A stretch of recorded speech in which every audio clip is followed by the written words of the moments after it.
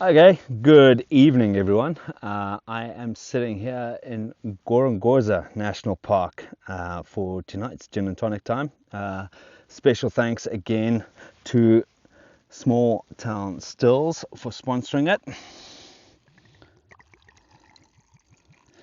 I know this is probably going to go up a bit later than normal, just because I'm in the park and I don't have my truck, as this park is no self-driving. So I'm actually with the camp manager, who's kindly taken me out for a sunset booze cruise, so to say. So, cheers, guys. Happy Friday. So, I'm going to pick you up because it's not a very flattering view, but this week's been quite interesting, actually. As I said, I drove up from Inasura with the folks on Monday. I got into the park, so I've just been camping. They've got campsite plus some tented areas. There's also one lodge run by an outside company in the kind of general headquarters area, and then they've got two additional camps that are run by Gorongosa. So found out it is a private-public partnership. So it is they're doing a restoration program here through a company or a foundation called the Cars Foundation, with local government here, and a big emphasis on educating the population on the outside of the park to hopefully stop or reduce poaching within the area, which has been pretty cool. They also have a coffee project, so up on Gorongosa mountain, and I'll try and show it to you just a little bit later. They have a coffee planting and let me try and get this right. They have a coffee project that they are helping local growers grow the berries, and then they come in and they process it. So you do get a Gorongosa coffee, which I'll definitely be trying out. Well, I think I've actually had it a few times with the morning drives. But no, it's been a great week. I have done a fair bit of work just with my company, so some of the data processing that I normally do. So it has been a busy week with that. So I haven't had a huge opportunity to go out and explore, but I have done 2 game drives, and I've been up and down the rivers and onto the floodplains, which has been pretty cool. It is, in my opinion, the best way to describe it is it's a young park. So they're still trying to get the infrastructure together to make it a more accessible, more inviting park. But as I say, they are, in my opinion, a young park. You know, they've been devastated by civil wars here, also a lot of political unrest, and they also have cyclones here. So it has its fair mix of chaos that has kind of slowed everything down, but they're on the right track, I believe.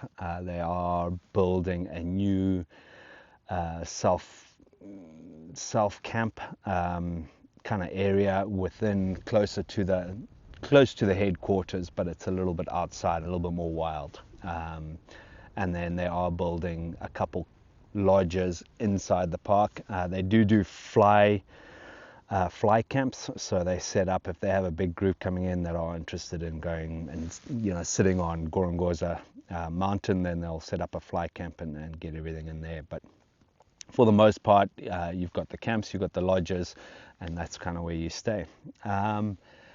What have we seen? I think I've never seen so many waterbuck in my life. The huge population of waterbuck here, outnumbering any other species by a good 50,000. Huge floodplains, and they just seem to love it here and seem to be thriving. Smaller lion population, small elephant population, and they are bringing leopards in and hyenas to try and kind of balance everything out, because they have been poached and hunted. So they try and bring those in to create that balance here.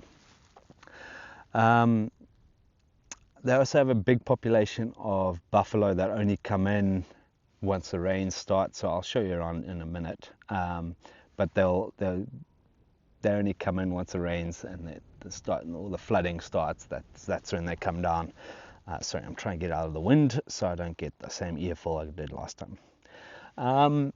This week's been quite interesting because it's also been my first week kind of solo by myself, and also not self-driving. It's kind of limited me in exploring as I normally would in these parks. So it's been somewhat restricting sitting in the camps for most of the day, but I have got a lot of the work done. One of the other things that happened this week is the overwhelmingness of trying to buy for a house you don't have. So I've had to kind of start purchasing things like plates and knives and forks and bedding and beds and couches and TVs and all the little things, and it's been quite overwhelming. So a big shout out to Tiff from Kilwa Trading down in South Africa, who's kind of helped me put together everything that I need, or I believe I need. I am really hoping for a woman's touch at some point to probably tell me that this place, my house, looks like a prison, and she'll redo everything, but we'll cross that bridge when we get to it. But yeah, managed to get all that kind of bought. It's getting shipped up to Zim hopefully in the next week or so. So yeah, that's been quite overwhelming. You forget how much goes into actually buying all those small bits and pieces you need for a house. And yeah, when you have to do it all at once, it's pretty overwhelming, but we got there. So the plans for next week. So I am probably going to head out of Gorongosa tomorrow, and just depending on how it goes tonight, because they do have a function on tonight, so they've got a whole lot of people in camp. But depending on how it goes and the noise levels and stuff, what I might do is I might head out of the camp. And they do have a neighbor that has campsites, so I might go stay there for a night, and then from there I'm going to head up the northeast around the park up to, there's some caves on the way to, I believe it's called Kaya, and there's also another lodge. So what I might do is spend the night just outside the camp, the next day head up to the caves, and then head up into, I think it's called Mapingwe Lodge, just before Kaya, and then the next day do a big push from Kaya all the way up the east side, or the northern bank of the Zambezi, up to Tet. So I have managed to get hold of someone in Tet, a gentleman called Sean, who's going to look at the truck. I've managed to kind of air it out and dry it as best I can, but chatting to the guys in South Africa, they've said, listen, this is what it probably is, go and get it fixed, we'll sort you out, we'll help you out. It's kind of a mistake that might have happened on our side, so we are doing a bit of an investigation to what happened. So I appreciate the guys from Adventure Direct 4x4 for putting their hand up and saying, listen, it might have been a mistake, and listen, we're all human, we all make mistakes, so no hard feelings. Hopefully we can get it fixed in Tet, and then hopefully I don't have to put my little canvas bag over my roof rack for the next couple of days. But this is absolutely stunning. I don't know, I'll see if you can see this. Look at that sunset, absolutely incredible. But yeah, so that's the plan, and then from Tet I'm gonna head to a place called, and so from Tet, once I've done, so I'm gonna do a bit of a shop there, so get food, fuel, water, and then from there I'm gonna head to a place called Majeti National Park, or Majeti Nature Reserve in Malawi. Spend a couple of days there, and then start venturing up to the north. So a couple days in Majeti. There's I think it's called Lingwe. Spend a couple of days in there. Then I'm heading up to a mate's place up by Monkey Bay, which is just south of the Lake Malawi National Park. So going to go catch up with him. And then he's actually a guy that went to school with my dad at Gwibi, so I'm looking forward to hearing some stories about the bubble.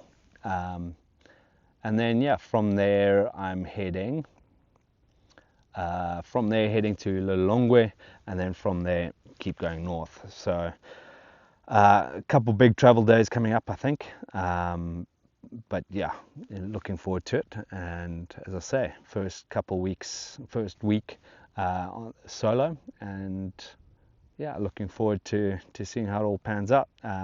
What I might do is I might actually do a couple more videos during the week, just snippets, when things are on my mind, talk. I find it a little bit easier when I'm driving to just have a conversation kind of with myself, but with everyone, just kind of explaining where I am and what I'm doing and kind of how I'm feeling. So keep an eye on the channel, please.